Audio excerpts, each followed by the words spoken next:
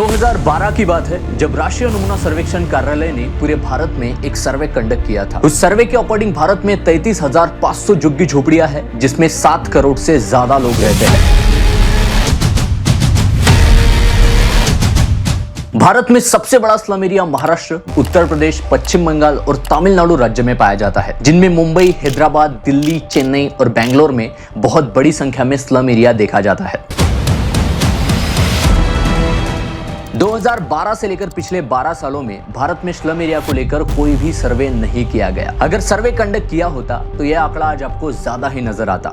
लेकिन दोस्तों, ये सुन के आप शॉक हो जाओगे, भारत में एक ऐसा शहर है जहां पे अगले कुछ सालों में आपको एक भी व्यक्ति झोपड़ी में रहता हुआ नहीं दिखेगा।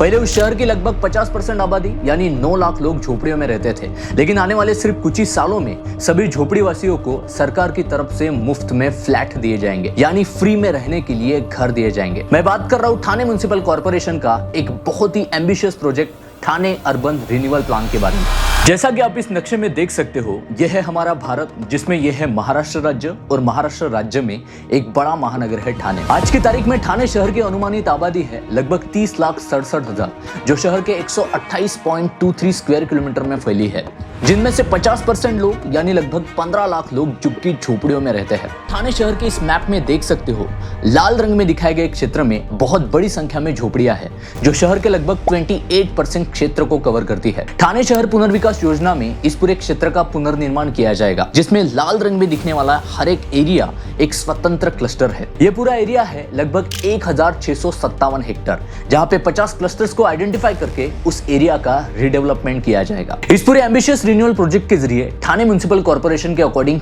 5 मुख्य उद्देश्यों को प्राप्त किया जाएगा। नंबर 1, ठाणे शहर का 100% योजनाबद्ध विकास होगा। दूसरा, ठाणे शहर में भविष्य में कभी भी आपको झोपड़पट्टियों में रहने वाले लोग नहीं दिखेंगे। तीसरा, पूरे शहर में आधुनिक इंफ्रास्ट्रक्चर और हाई डेंसिटी डेवलपमेंट देखने मिलेगी। फोर्थ, शहर में रहने वाले लोगों का स्टैंडर्ड ऑफ लिविंग सुधारेगा। और फिफ्थ, ट्रांसपोर्ट ओरिएंटेड डेवलपमेंट। दोस्तों, ठाणे म्युनिसिपल कॉर्पोरेशन के इस पूरे महत्वाकांक्षी प्लान को समझने के बाद सबसे बड़ा सवाल मन में ये उठता है कि करीब 15 लाख झोपड़ियों में रहने वाले लोगों को मुफ्त में खुद का घर देना कितना मुश्किल काम हो सकता है। ठाणे म्युनिसिपल कॉर्पोरेशन को इतनी बड़ी स्केल पर बदलाव लाने के लिए आखिर किस कठिनाइयों का सामना करना पड़ेगा। इस महत्वाकांक्षी योजना की वजह से किस तरह से झुग्गी झोपड़ियों में रहने वाले लोगों का जीवन मान पूरी तरह बदल जाएगा। क्या यह अर्बन रिन्यूअल प्लान वास्तव में ठाणे के लोगों के लिए एक वरदान साबित होगा, या फिर ये अमीर और गरीब के बीच की खाई को और ज्यादा चौड़ा कर देगा? और सबसे जरूरी सवाल, क्या हम ऐसी योजना को भारत के अन्य शहरों में भी लागू कर सकते हैं, ताकि भविष्य में हमारे भारत से झुग्गी झोपड़ियों का कंसेप्ट ही गायब हो जाए? नमस्कार, मैं मोहित। दोस्तों, आज की इस वीडियो में हम इन सभी सवालों के जवाब जानने की कोशिश करेंगे।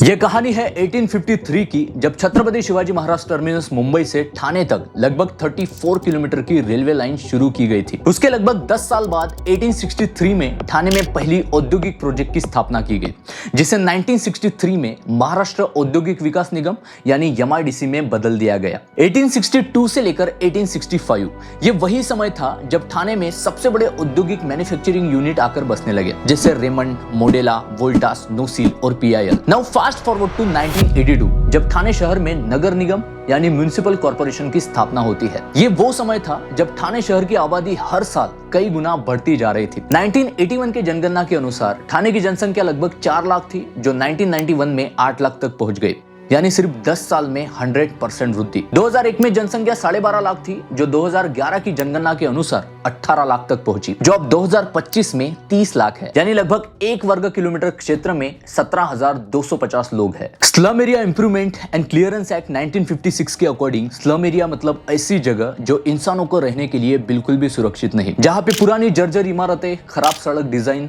बिजली, प्रकाश, पानी और स्वच्छता की अपर्याप्त सुविधाएं है। हमें ठाणे शहर में 200 ऐसे क्लस्टर्स मिलते हैं जहां लोगों को बेसिक फैसिलिटीज भी उपलब्ध नहीं है। दोस्तों सबसे पहले हम ब्रीफ में जानते हैं कि ठाणे शहर का अर्बन रिन्यूअल प्रोग्राम क्या है, जिसके बाद आपको एक अंदाजा आ जाएगा कि इस अर्बन रिन्यूअल प्रोग्राम में वास्तव में क्या किया जाने वाला है। साल 1991 की बात है जब ठाणे शहर का first draft development plan publish किया गया। उसमें समय के साथ बदल होते गए और 2003 में ठाणे शहर के एक्सटेंडेड अर्बन रिन्यूअल प्लान को अप्रूवल मिला, जिसके अंडर फाइनली 2017 में ठाणे शहर के हर एक क्लस्टर डेवलपमेंट को मंजूरी दी गई।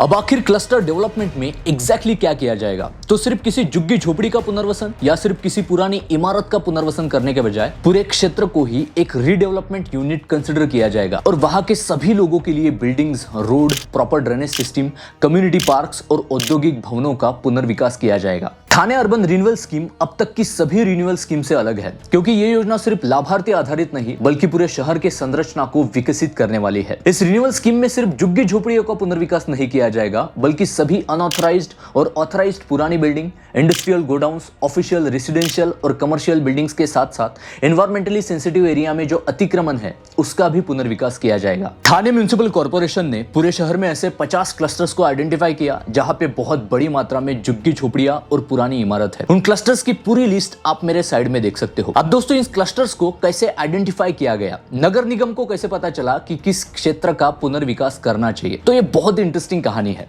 पूरे शहर में 3 तरह के सर्वे कंडक्ट किए गए, टोटल स्टेशन सर्वे, बायोमेट्रिक सर्वे और socio economic survey. Total station survey में जीआईएस मैपिंग की मदद से मिलीमीटर लेवल एक्यूरेसी के साथ शहर में मौजूद हर एक बिल्डिंग का बाहरी एरिया और आसपास का एनवायरनमेंट रिकॉर्ड किया गया, जिसकी वजह से distance, horizontal angle, vertical angle, elevation और बिल्डिंग के कोऑर्डिनेट्स का एक्यूरेट पता चला। बायोमेट्रिक सर्वे में वहां पे रहने वाले हर एक निवासी का थंब इंप्रेशन और फोटोग्राफ रिकॉर्ड किया गया। और तीसरा सर्वे था सोशियो इकोनॉमिक सर्वे, जिसमें वहां पर रहने वाले लोगों के सामाजिक जीवन और आर्थिक परिस्थिति का रिकॉर्ड बनाया गया। अब इन तीनों सर्वे से मिले डेटा के आधार पर पूरे शहर का एक बेस मैप बनाया गया, जिसका रेफरेंस आप इस इमेज में देख सकते हो। इस डेटा के आधार पर हर एक झोपड़ी, घर और दुकान को एक स्ट्रक्चर यूनिक आइडेंटिफिकेशन नंबर दिया गया, जो एक 10 से 15 डिजिट का कोड है, जिसमें हर एक नंबर क्या दर्शाता है वो आप मेरे साइड में देख सकते हो। जिस तरह से हर एक व्यक्ति का अपना एक आधार नंबर होता है, उसी तरह से आप इस कोड को किसी झोपड़ी का आधार नंबर कह सकते हैं, जिसमें अथॉरिटी से लेकर क्लस्टर नंबर तक की पूरी जानकारी है। सर्वे के जरिए मिला ये पूरा डेटा एनालाइज करने के बाद ठाणे शहर में 50 ऐसे क्लस्टर्स बनाए गए जहां पर पुनर्विकास की जरूरत थी। ये पूरा काम होने के बाद अलग अलग इंप्लीमेंटेशन एजेंसीज को क्लस्टर वाइज डेवलपमेंट की जिम्मेदारी दी गई, जिनमें से कुछ गवर्नमेंट और सेमी गवर्नमेंट है और कुछ प्राइवेट इंप्लीमेंटेशन एजेंसीज है। जैसा कि आप इस मैप में देख सकते हो, रेड कलर में हाईलाइट किए गए क्लस्टर्स को गवर्नमेंट और सेमी गवर्नमेंट एजेंसीज डेवलप कर रही है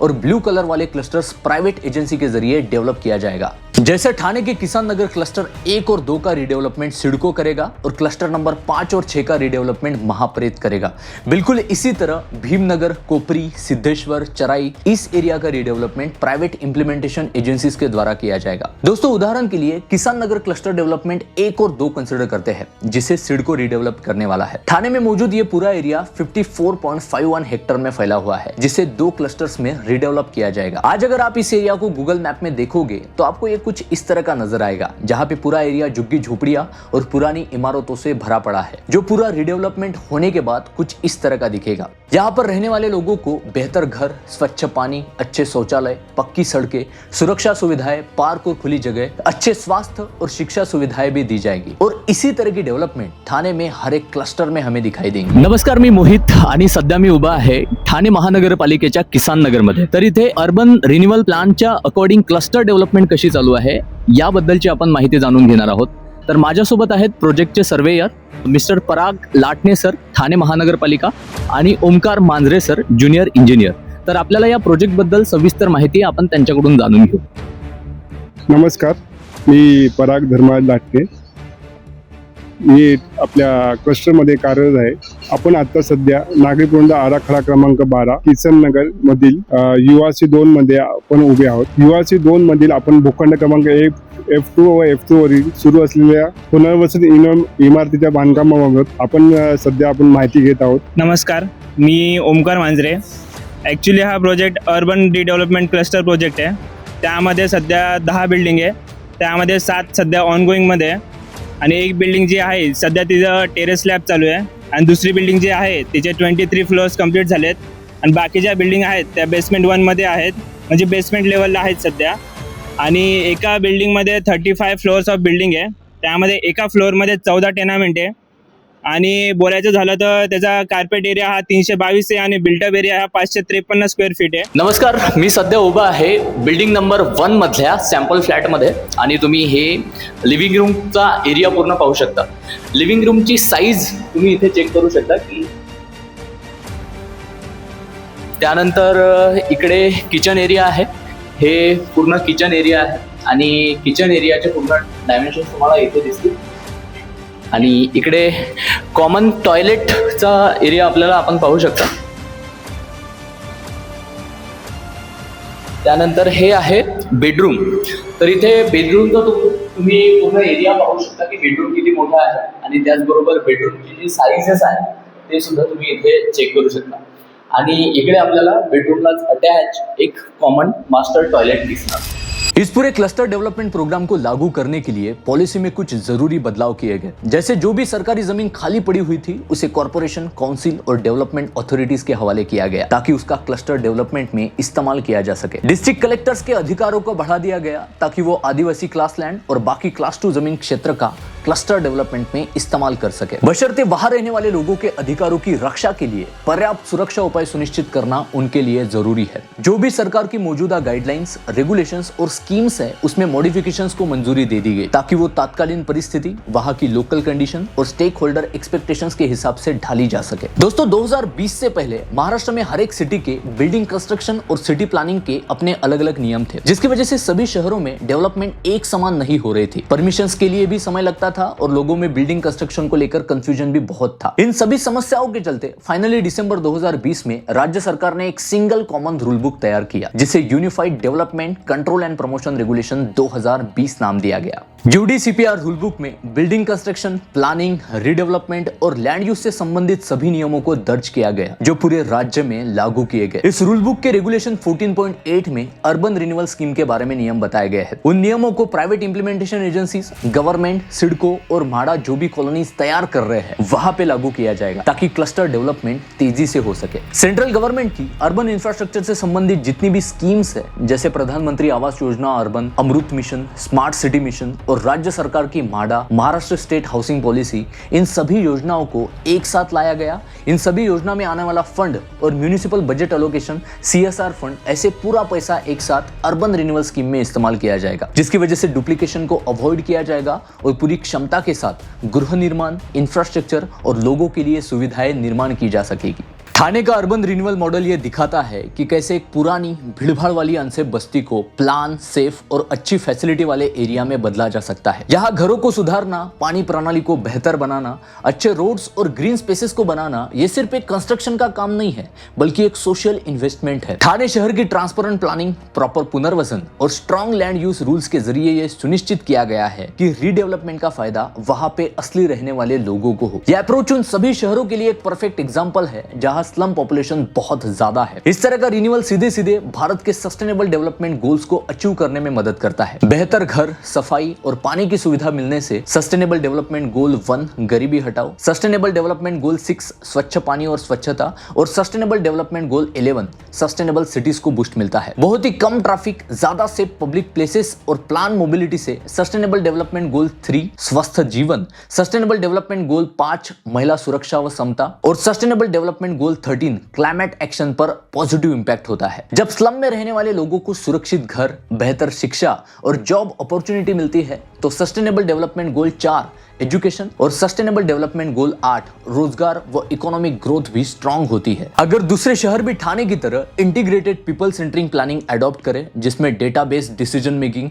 लोगों की भागीदारी और सस्टेनेबल इंफ्रास्ट्रक्चर शामिल हो तो भारत भविष्य में 100% सस्टेनेबल डेवलपमेंट गोल अचीव कर सकता है. दोस्तों ठाणे आज सिर्फ एक शहर को नहीं बल्कि एक उम्मीद को रिबिल्ड कर रहा है. वो उम्मीद कि हर परिवार को एक अच्छा घर मिले, बच्चे सेफ और क्लीन एनवायरनमेंट में बड़े हो और हर इंसान को इज्जत के साथ जीने का मौका मिले. सही प्लानिंग से एक शहर की कहानी बदली जा सकती है और एक देश की भी. दोस्तों आज के इस वीडियो में हम यही रुकते हैं. इसी तरह इंफॉर्मेटिव वीडियोस देखने के लिए इस चैनल को सब्सक्राइब कीजिए. मिलते हैं अगले वीडियो में एक नए इंटरेस्टिंग कहानी के साथ.